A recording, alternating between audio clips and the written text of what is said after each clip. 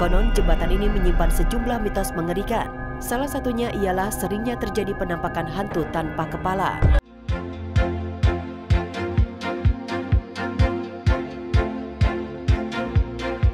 Keranggan Temanggung.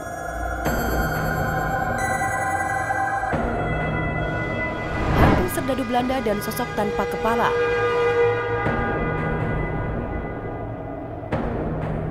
Jembatan Keranggan Temanggung dekat Kaliprogo di Provinsi Jawa Tengah merupakan salah satu saksi bisu kebiadaban pasukan Belanda terhadap rakyat pribumi. Sekitar tahun 1949, ada lebih dari 1.000 pribumi yang dibantai di sana. Konon jembatan ini menyimpan sejumlah mitos mengerikan. Salah satunya ialah seringnya terjadi penampakan hantu tanpa kepala. Bukan hanya itu, jika malam tiba, kerap ada penampakan serdadu Belanda mondar-mandir di bawah jembatan. Wong kuwi do disembelhi ceritane apa? Lebar kuwi disembelhi do dibuangi lang kali. Kuwi kene iki biyen lho. Kadang-kadang wonten wong tabuhan.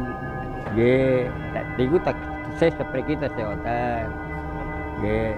Kadang-kadang wonten sing kados tak kaya balung katek niku. Saniki pun kadang-kadang nggih wonten. Kono ya ana dine kadang-kadang ya ana sesuk wujud kaya tentara, upacara. Kadang-kadang ning ana wonge ning ora ana ndase.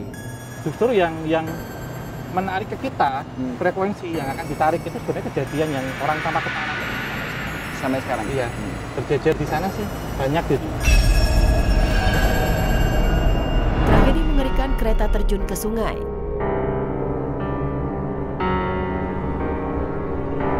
Dan yang paling viral ialah kisah kecelakaan kereta api, di mana gerbong lepas dari lokomotif hingga mengakibatkan terjun bebas ke dalam bawah sungai.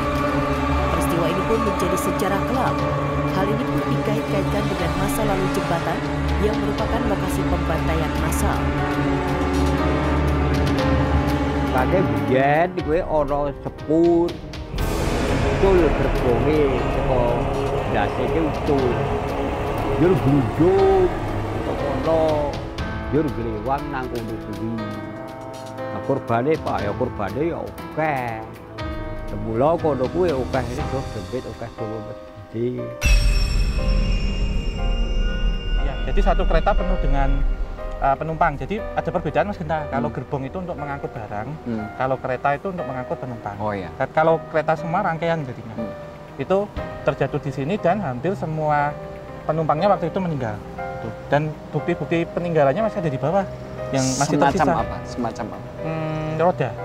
Masih komplit, ada 4 kurang lebih. Pernah terjadi pembantaian pada akhir tahun 1940-an.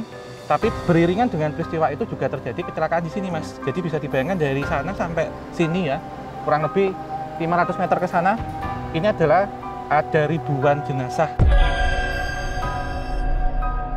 Ini bisa dibilang kan tetap abadi di sini lah, Mas. Iya, karena ini kan secara telepati dan para psikometri ya, jadi berkomunikasi dengan benda.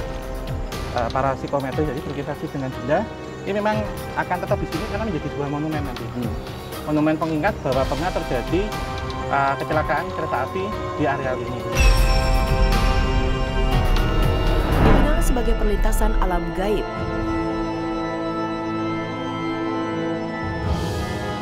Bukan hanya itu, jembatan Keranggan ini pun disebut-sebut pula sebagai perlintasan antara dunia gaib dan dunia nyata.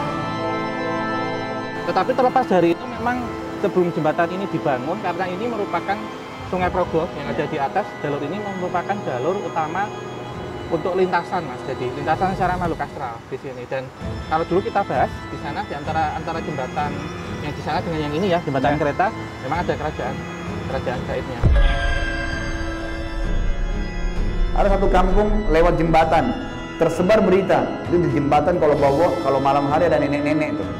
Setan tunggangi itu isu. Kalau ada orang takut, makin jadi, makin kelihatan. Yang lihat hanya orang yang takut saja. Orang yang tidak takut tidak bakal lihat. Karena emang dia begitu kerjain manusia.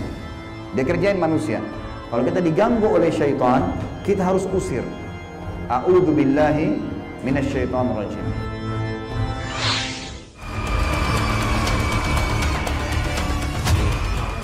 Barisan makhluk astral penjaga Batu Kuya. Ramai jadi tujuan wisata di Kabupaten Bandung Barat. Batu Kuya punya cerita mistis yang belum banyak orang tahu. Menyusuri jalan setapak di kaki Gunung Malabar, sebuah batu dengan bentuk aneh, konon jadi batu yang keberadaannya bikin penasaran. Mulai dari asal-usul batu, penampakan di sekitarnya, hingga kabut yang kerap menyelimuti batu. Katanya di sini tuh kabut muncul di batu ini dan kembali menghilang juga di batu ini. Apa benar seperti itu? Batu ini keluar asap kabut ya. Kabut itu menutupi semua. Sudah itu udah gelap ya, dan kembali lagi kemari ke daerah ini gitu di sini. Mungkin ini gejolak alam, peristiwa alam yang bagaimana sehingga memang di sini banyak hal-hal yang ganjil. Batu Kuya dipercaya punya kekuatan lain yang tentunya kekuatan bersumber dari sejumlah makhluk astral sang penunggu. Warga kerap mendapati penampakan ular berdiri, domba berkepala harimau, hingga sosok putri berbaju merah. Konon memang ada cerita-cerita di sini ada seorang putri yang berbaju merah. Yang menarik itu ada mitos yang lebih terkenal, itu Galang Sakib. Nah, Galang Sakib ini jadi kepalanya domba, kambing, dan tubuhnya harimau. Tak semua orang mendengar atau bertemu dengan penampakan tak lazim di sekitar Batu Kuya. Namun warga sekitar tetap meyakini bahwa hal-hal ganjil bersumber dari keberadaan Batu Kuya. Terlebih mitos Batu Kuya sebagai tempat mertapa seorang perempuan yang kemudian hilang tanpa jejak. Dulunya ada seorang perempuan yang bertapa kemari. Seorang perempuan itu ketika itu raganya diambil sama jin loh gitu, dimasukin. Nggak ada, ketika dia balik lagi ragaku nggak ada. Akhirnya dia masuk ke anjing. Nah, makanya ada penampakan-penampakan di sekitar Malabar ini, khususnya di daerah hutan Mekarjaya ini. Ada yang kebetulan orang yang selfie kelihatan itu ada anjingnya di situ. Sutajaya, warga sekaligus juru kunci Batu Kuya, mengakui ada hal yang tak lazim dari batu yang ia anggap peninggalan sejarah ini. Yang paling mengkhawatirkan jika ada orang yang kesurupan di area Batu Kuya. Kebetulan dulu ada yang ngecamp gitu ya, anak-anak mahasiswa dan penggiat-penggiat lingkungan lain, mungkin entah kenapa banyak terjadi yang kemasukan di situ. Menyusuri lebih jauh para penunggu makhluk gaib Batu Kuya, tak lepas dari air terjun. Kami pun penasaran dengan keberadaan air terjun yang terletak tak jauh dari Batu Kuya. Benarkah di air terjun ini juga para penunggu Batu Kuya kerap menampakkan diri? Air terjun ini namanya air terjun 7 Undakan. Nah, jadi katanya si putri berbaju merah ini ada di sekitaran air terjun ini. Kalau saya sebenarnya pernah merasakan di situ ya. Soalnya kan di situ kayak ada yang jaga gitu di situ. Jadi makanya kadang-kadang kalau deket itu suka merinding saya. Sulit diterima akal sehat, namun aura memang dirasakan berbeda saat berada di sekitar Batu Kuya. Berbagai mitos yang dipercaya warga sekitar seolah kian membenarkan bahwa Batu Kuya dijaga oleh barisan makhluk astral. Bisa jadi di batu tersebut ada penunggunya karena batu itu ada dalam wilayah pegunungan. Pegunungan dan laut menurut para ulama-ulama itu adalah banyak memang dihuni oleh bangsa jin. Masyarakat-masyarakat sekitar pun kemungkinan diperlihatkan jin atau siluman berwujud harimau yang besarnya melebihi ukuran normal.